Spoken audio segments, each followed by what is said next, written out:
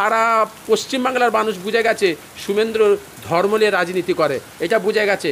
আগামী 2026-এর পরে আর শুভেন্দুকে দেখতে পাওয়া যাবে না। এটা তো চক্রান্ত, এটা RSS চক্রান্ত। শুভেন্দু তো RSS, শুভেন্দুকে RSS শিখানো আছে। কে বলছে কথাটা? শুভেন্দু অধিকারী। ওর লজ্জা লাগে না? ওর শরম আছে, লজ্জা আছে? মাথাটা তো ভোঁড় হয়ে গেছে, কুমড়োর মতন মাথাটা হয়ে গেছে। ওর লজ্জা লাগে না? আজকে ফুরফুরা শরীফে এসে তুই ইফতার মাদ্রাসায় টুপি মাথায় দিয়ে বসে ইফতার করে গেলি। কোথায় ছিলিস তখন? তখন ওই শুভেন্দু কোথায় ছিল? হ্যাঁ, মুসলিম সমস্ত ধর্মের মানুষ দেখায় নিয়ে তুই ইফতার করছিস, মুসলিম ধর্মের মানুষ মাথায় টুপি দিয়ে ঘুরছিস, তখন তুই কোথায় ছিলিস?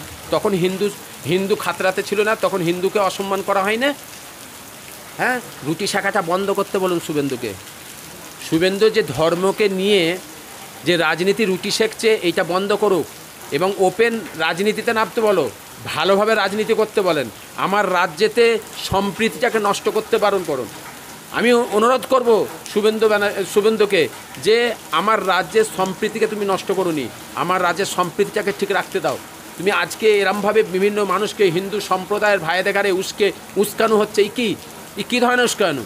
আজকে আমি তো বলতে পারি ফিরাদ হাকিমি হিন্দু মণ্ডপে গিয়ে টুপি মাথায় দিয়ে হিন্দু মণ্ডপে সিয়াজন ফিরাদ হাকিম তা বলবো যে মুসলিম একে হচ্ছে আবেগে কমিউনিটিকে করছে, অপমান করা হচ্ছে।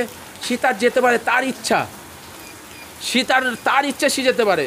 তুমি যেমন তোমার ইচ্ছা নিয়ে তুমি যদি মুসলিম সমাজে সে টুপি মাথায় দিয়ে ঘোরো, তোমরা নিজেরাই বলো উৎসব যার যার ধর্ম, এই ধর্ম যার যার উৎসব সবার, এটা তোমার মুখের কথা। আজকে সে বলছে, আজকে এদেরই মুখের কথা। এটা মাননীয় মুখ্যমন্ত্রী নিজে বলেন যে ধর্ম যার যার উৎসব সবাই, তিনি সেই দিকে লক্ষ্য করে তিনি সকলের মুখ্যমন্ত্রী, হিন্দুদেরও মুখ্যমন্ত্রী, মুসলমানেরও মুখ্যমন্ত্রী, খ্রিস্টানদেরও মুখ্যমন্ত্রী, জৈনদেরও মুখ্যমন্ত্রী, সমস্ত সম্প্রদায়ের মানুষের মুখ্যমন্ত্রী মাননীয় মুখ্যমন্ত্রী। তো তিনি সেই দিকে লক্ষ্য করে সব ধর্মে যায়। উনি মুসলিম হয়ে গেলেও মাথায় উন্না দিয়ে যায়, উনি কোনো মন্দিরেও গেলেও আমি দেখেছি মাথায় উন্না দিয়ে তো উনি মাথা খুলে তো કોઈ মন্দিরে তো আমি তো দেখতে পাইনি মুখ্যমন্ত্রীকে যেতে। উনি ওনার ব্যাপার এটা।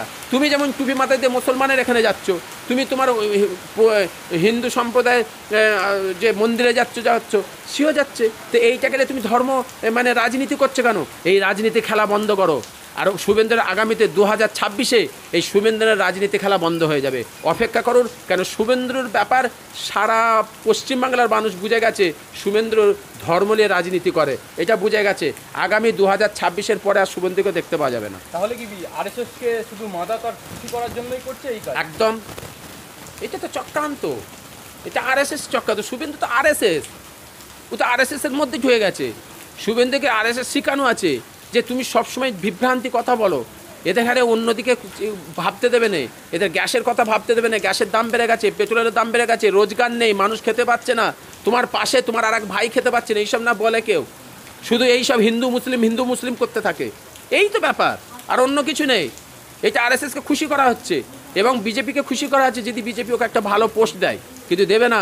2026-এ দেখতে পাওয়া যাবে না। তো আমিও বলে দিচ্ছি, আজকে এই অন ক্যামেরাই বলছি, আগামীতে বিজেপিও শুভেন্দুকে ভালো জায়গা দেবে না, এইটা মনে রেখে দেবেন। শুভেন্দু ভুল করেছে এবং ভুল করছে, আমার রাজ্যের সম্প্রীতিকে নষ্ট করছে। শুভেন্দু যেই জায়গায় থাকে হিন্দু মুসলিম দুটোকে ভাগ করছে, ওর গ্রামের মানুষরা কেউ ভালোবাসে না শুভেন্দুকে।